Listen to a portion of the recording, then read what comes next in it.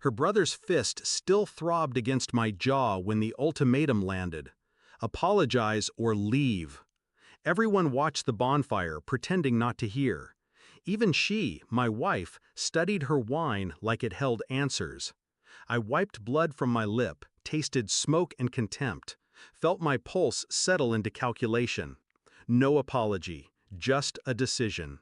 I walked inside, booked a one-way ticket before the Wi-Fi could falter, and left through the side gate. The party music swallowed my footsteps. By morning, their group chat blurred with frantic pings. "Where are you? Come back, we're family."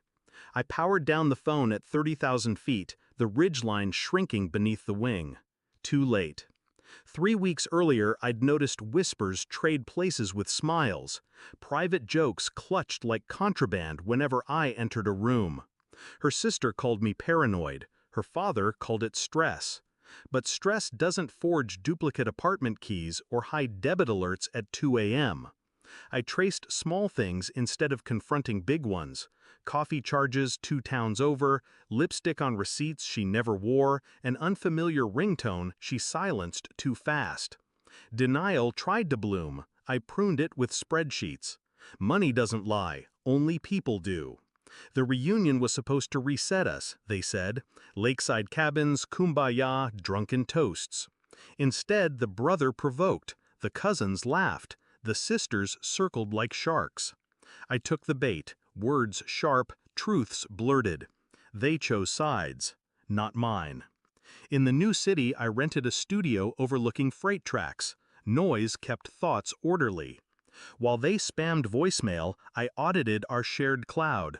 Found hidden folders, vacation selfies with a friend from yoga, rental contracts signed in my absence, a draft prenup revision naming me liability.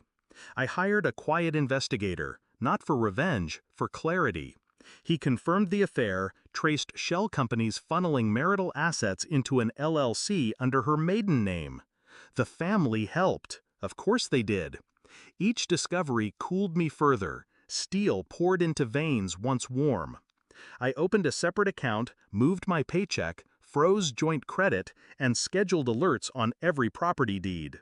No confrontation yet. Numbers first, emotions later, if at all. A week later, the investigator delivered a manila envelope. Hotel security footage. Her sister, and the so-called yoga friend signing closing documents for a condo. My signature forged. I sent a single group email with attachments, subject line, audit findings. No body text.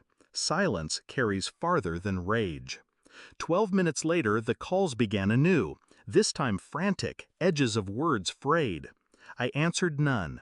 I simply forwarded the files to the Mortgage Fraud Division, CCing their family attorney. Truth, notarized. They finally tracked me to the city, ambushed me outside the rail station. Her eyes were swollen, voice raw. "We can explain." I held up a thumb drive. "All explanations are inside. Prosecutor has a copy." Her sister's bravado cracked. "You wouldn't." I already did. I slid a single sheet across a metal bench. Divorce papers signed on my side, asset list blank on hers. Cooperate, keep your freedom. Fight, and every forged document goes public. Their father sagged, decades of dynasty collapsing into one exhale. He signed as witness with a trembling pen. I watched them leave, cluster of implosion headed back to a life now made of glass shards. No triumph, just release. That night, freight trains screamed past my window, drowning the final buzz of a phone that would soon be recycled. Some ties sever with blunt force. Others dissolve the moment you choose a departure gate without a return flight. I slept soundly, the steady clatter of rails reminding me, leaving is sometimes the loudest verdict of all.